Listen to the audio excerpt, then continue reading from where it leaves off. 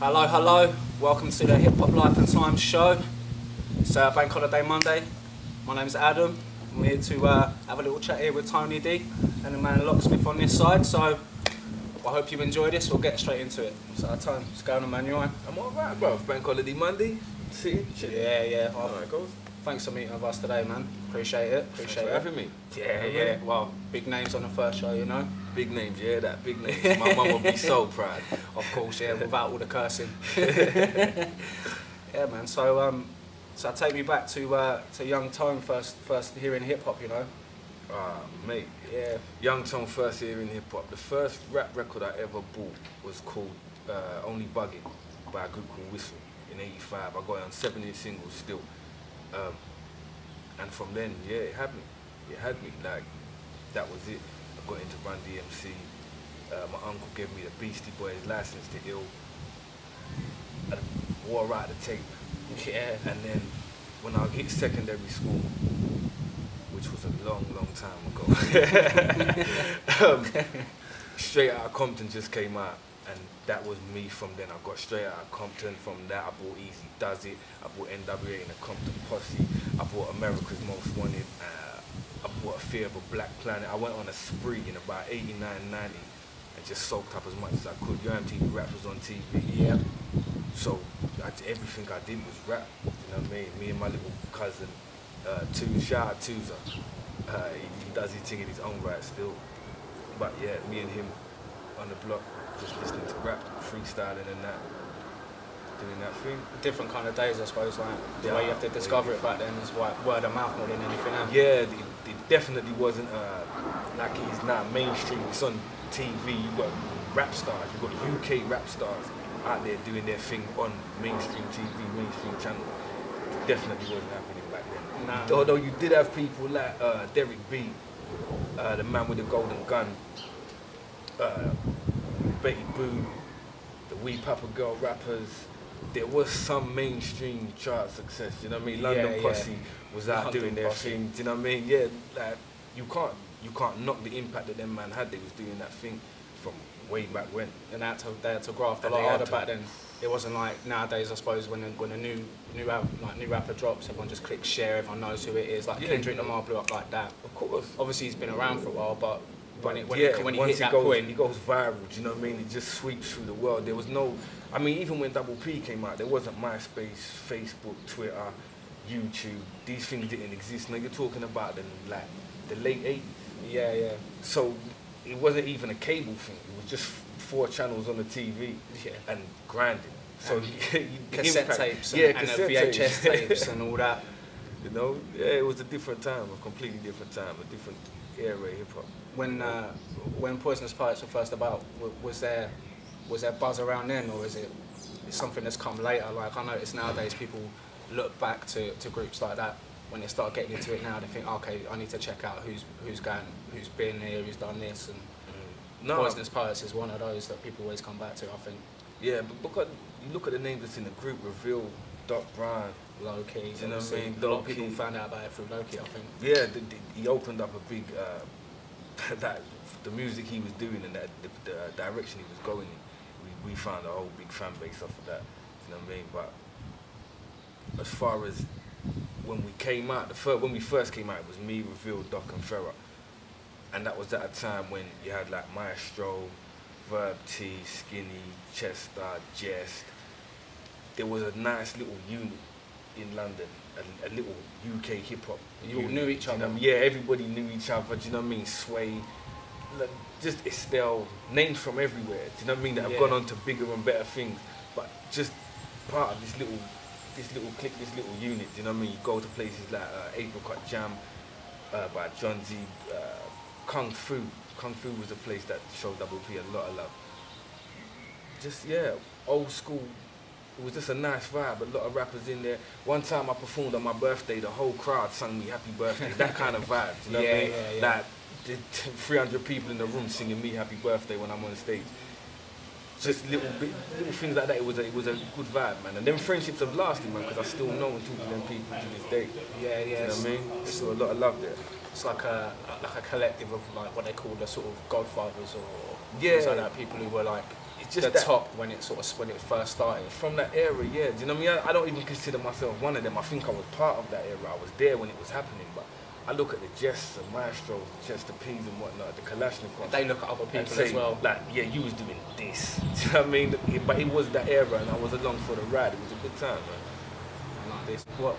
So when you started writing, was it sort of as soon as you found hip hop, you thought, oh, I'm going for a little crack at this now, or? No, I probably didn't start. I'd been listening to hip hop for a long while before I started to rap, but I experimented with writing when I was probably about 11, 12 years old. Like I said, me and my man Tuza, we used to sit and put rhymes together and that. But I didn't really take it seriously. I didn't think about how to really construct something until I was probably about 18, 19. When what I used to do is freestyle. I used to freestyle everywhere I went. If you want to hear me rap, I just freestyle. Last start of freestyle. Yeah. Last start. Nobody freestyles no more. You put out one more fucking video that says freestyle, and it's not freestyle. You're hurting his feet. Yeah, it bothers me. It bothers me, man. But yeah, I just used to freestyle, and my brother said to me, like, write something, have something there, so that when someone says rap, you've got something just with more impact. Yeah, you can always rely on. Do you know what I mean? And it has that impact because you sat down and you wrote it. So I still remember the first thing that I really wrote and learned now. Do you know what I mean? I'm talking about 17 years ago. Yeah, Drop it. 17, 18 years ago. What was it? Yeah, what was it? Go on. What was Drop it? a They're little bit. interested to know. You don't want to hear that. Yeah. I want to see if you can remember it. Yeah, the thing is, I can. It's imprinted in there. It's like, oh, mate, really? I'm talking about 97. But it was like verbally twisted, a murderous gift with words to be explicit. Whenever concerned with this shit, known to spit disturbing lyrics, verse prolific, spit 60 bars that spin and tear flesh like ninja stars and rip apart any MC that's willing arms, and so on and so forth. Nice, nice. But that's how we started, yeah. That's the beginning. Yeah, cheers. That's a long, long time ago, man. I've got a lot better since then. Well, fucking hell, a lot better than that. That's still better than most people's A game nowadays. But yeah, I learned that, and I was able to spit that, and then it became a thing of where the people that you're around, they've heard that so many times, so you need something else. So then I just started writing something else and something else and something else. And to be honest, I never really went, it wasn't like I wanted to be a rapper, like I wanted to make records, make an album, be out there. I just wanted to be able to rap. And that's why I just kept on doing it. I just kept on rapping. I was freestyling, I was writing stuff down, I was learning it for like probably about 2 years, and no one had ever heard me rap outside of my house. You know, Yeah. Just doing that thing. And then a couple men from around the corner as it goes, shout out Ill Written, my barber, hooked me up with this one here. Listen, Clip Mason's Walthamstow Central, man. Go in there, ask for Matty Dubs. We'll put a link on the screen. We'll put a link on the screen. That's what we do. You too can get one of these. Yeah, like a couple of his friends, he's friends with Loudmouth. You know Loudmouth? Yeah. Well, I've known him for about 15 years now, through my barber, and another guy called Passive 65. And he said they do this cypher in Clapham Common. You should come down and just rap. So I went down there one day, and there was like Mike Assassin, Cyrus Malachi. Oh, yeah. I think Iron Braze might have even been there. There was a bunch of man, and also there was Reveal and Doc Brown. That's a heavy group of people, Iron Braids and that. Yeah, you know. But it was at this little cypher in Clapham Common, and Doc Brown and Reveal was there. And so we was in this thing, and we were ciphering, just going round and round and round and round for, I don't know, like 2, 3, maybe 4 hours. You know, just rhyming. So the people that put the cypher on were from Tommy Boy, and they had a battle coming up at Subterranean. So they said, do you want to go into a battle? But this is the first time anyone had heard me rhyme outside of really my locality. The first time I've gone to in a battle? Cypher. Yeah, well, yeah, in this cypher thing. And then she said, you want to come into the battle? So I said, yeah. So the first time anyone heard me do anything at all was in a freestyle battle at Subterranean, in a boxing ring, a big that Tommy Boy logo on the canvas, Yeah. in a boxing ring at Subterranean. Yeah, I mean, like Doc Brown performed, Estelle performed, Chester P battled Mike Assassin. There were a bunch of guys there, and it ended up me and Reveal in the final. Well, you against Reveal? Yeah. Now that must have been interesting. Me eh? versus Reveal. Is that before you were like sort No, of this boys is and that? we knew each other. We came to the battle together. Do you know what I mean? We like I drove him there. He had school. He was going to school. Right, This is yeah, something yeah, that people don't understand undergo. about Reveal. Like he was going to school and wiping man out in rap battles, grown men. But yeah, we went there. We had this battle, a 3-round battle on beat. We ended up going on beat, then a cappella, then on beat again, then another a cappella, and it went 6-7 rounds until I had to concede. I couldn't. This kid would not give up. Do you know what I mean? He just would not quit. So he beat me in that battle. To be honest, I think I beat him by round 5. Yeah, you still talk about it now. Yeah, I had him in You round remember 5, that battle? man. I won that. But he kept on going, man, relentless. And he won the battle. And then from there, everything just kind of picked up pace. Like me and Reveal and Doc started getting together more often. Reveal brought therapists in.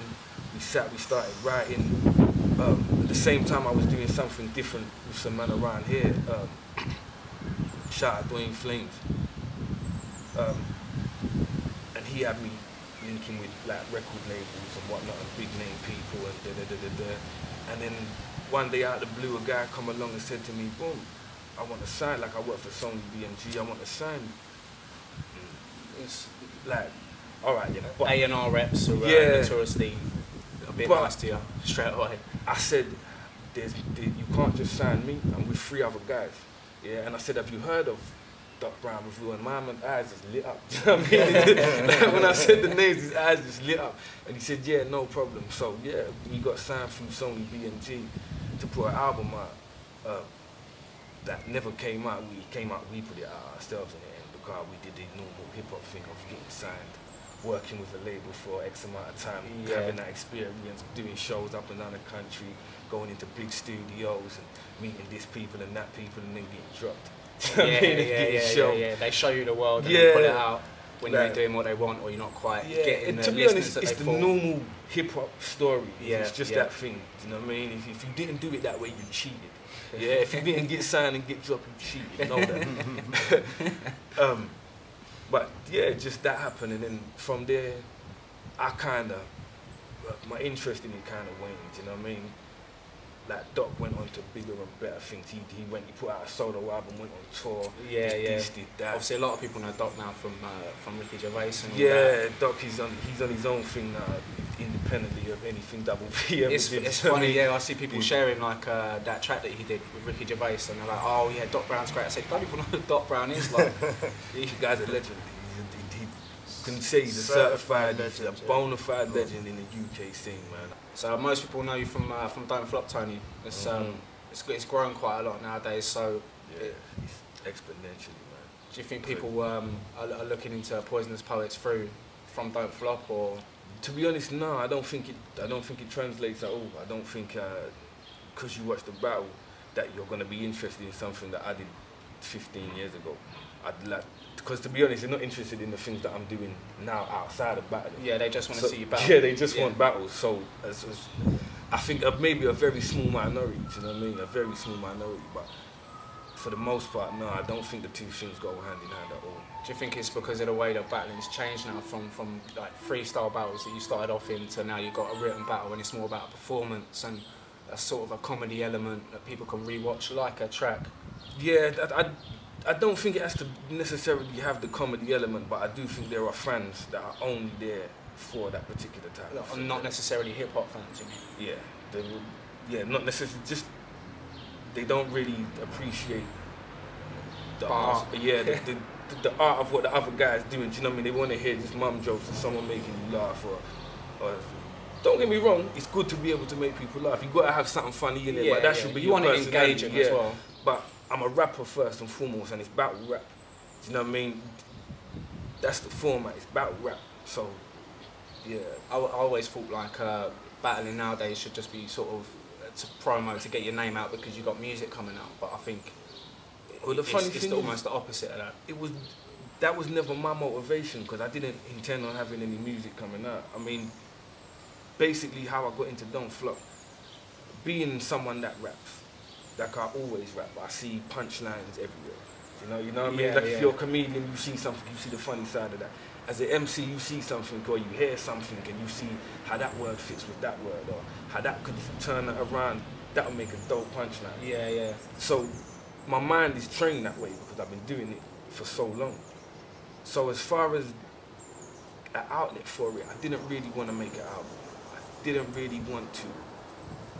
Even up to now, I'm not sure how far I want to go, if I really want to be that rapping guy out there. But it does take a lot of commitment. Yeah, it takes an awful lot of time. And even with all that time, and I'm sitting in my garden right now, I've got other things going on, you know? Rappers in real lives, so. Yeah, we've got mortgages to pay and that. As champ, where are you going to go from here, man? Is it only title shots, like sporadic battles more than... Well, yeah, now, I don't know, I had a period of, I did like a battle every 8 weeks, roughly. No, it's about for about 18 months. 18 months or something, wasn't it? You said that before. Yeah, I think I've still only lost one battle. My record is like 12-1, I think. And that was, I choked in that battle. That's the in battle, right? Yeah, the in battle. Yeah. Because I just underprepared, you know what I mean? I just didn't. I mean, this might be painful to ask you about, but what about the King of the Dot battle, isn't it? Yeah, the same thing. I don't normally write until like the last week. The last week I give myself. And it just so happened that week before I went to Canada was not the right week. You know what I mean? I had a lot of stuff, a lot of things to sort out and was going on independently of rap. So I didn't have the time to spend really writing it. I only had 2 rounds when I got to Canada. Like, do you know what I mean? So I wrote the 3rd one in the hotel.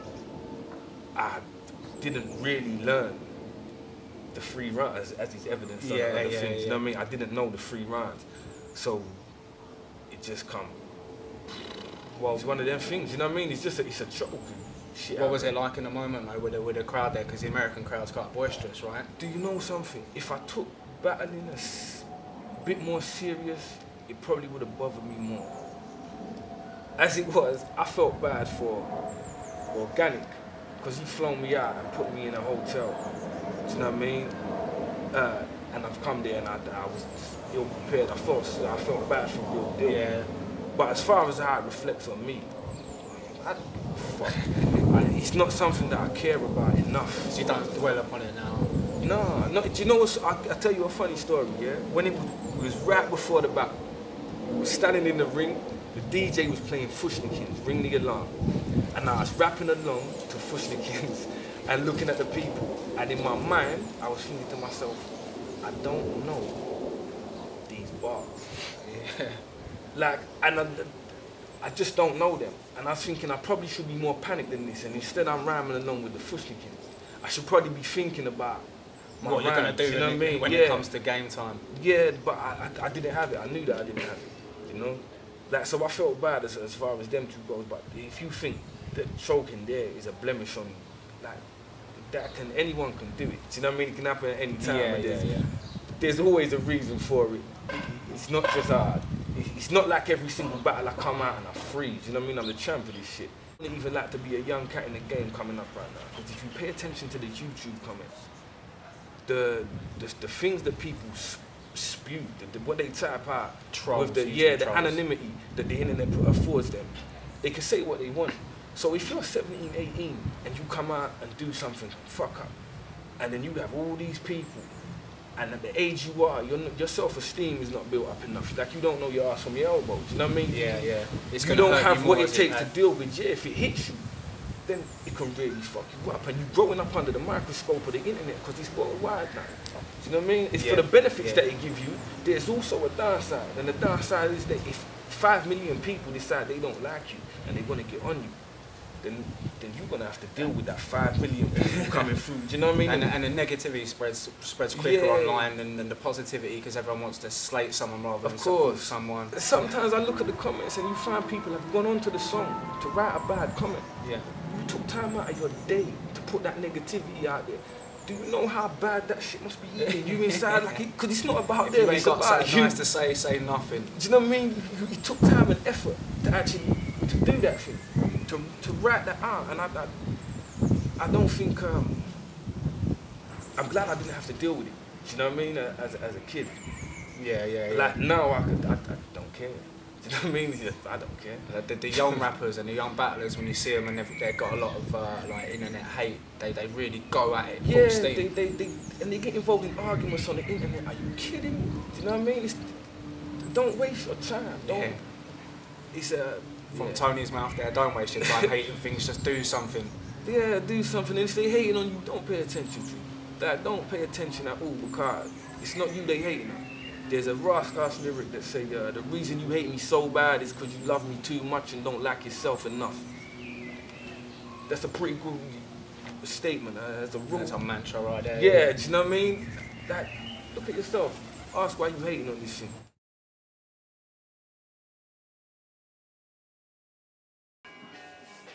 Yo, HipHopLifeandTimes.com, Tony D, Poison Inc., Double P, Don't Flop Champ in the building. A little respiration. Listen, alright.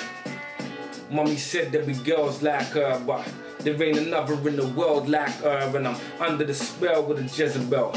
I love how she express herself, I hate how she sell herself, but she's seen around with any guys. Truth never lies, I honestly admire their enterprise, but she should know better. I'm secretly in love with her, and this the reason that I won't tell her. We the ships in the night passing, but the convo make me wanna take advantage. It's like I wanna lose control, cause the melody she whispers in my ear seems to soothe my soul. But I know she don't love me, but she's so good at this game that I'm stuck when she touch me. But with no plans to marry me, music's my link. I ain't trying to play happy families. I told Style of the girl is mine, and this open relationship's working fine, cause she does her, I do me too. I do her, and that life suits me, cause I think it's better for the both of us. That way nobody's hopes are crushed and we both know it's lust. Shit. Music's my chick, man, ain't nothing serious. We flirt from time to time and do the ting if you're curious. Tony D, man, you know what we do.